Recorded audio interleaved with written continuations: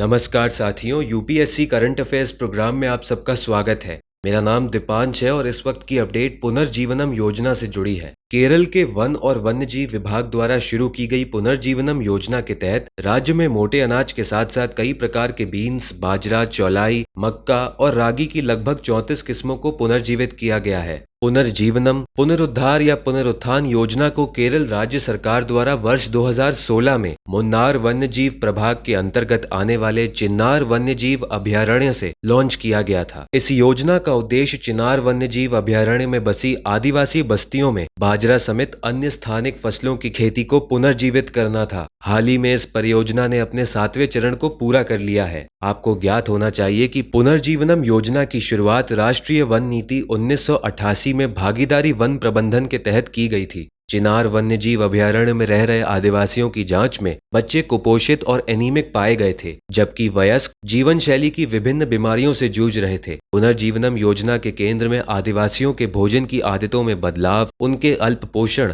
जीवन शैली और स्वास्थ्य में सुधार करना है। गौरतलब है कि चिन्नार वन्यजीव अभयारण्य दक्षिण भारत में केरल राज्य के इडुक्की जिले में स्थित है। चिन्नार वन्यजीव अभयारण्य भारतीय स्टार कछुए के लिए देश में एकमात्र पुनर्वास केंद्र है। आपको बता दें कि चिन्नार वन्यजीव अभयारण्य एराविकुलम राष्ट्रीय उद्यान, इंदिरा गांधी वन्यजीव अभयारण्य, कोडाईकनाल वन्यजीव अभयारण्य और अन्नामलाई पहाड़ियों से घिरा है। चिन्नार और पंबार नदियां चिन्नार वन्यजीव अभयारण्य के जल संसाधन का प्रमुख स्रोत हैं। आपको यह भी ज्ञात होना चाहिए कि पश्चिमी घाट और अन्नामलाई उप क्लस्टर, जिसमें चिन्नार वन्यजीव अभयारण्य भी शामिल है, यूनेस्को की विश्व धरोहर समिति द्वारा विश्व धरोहर स्थल के रूप में चयन के लिए विचाराधीन है।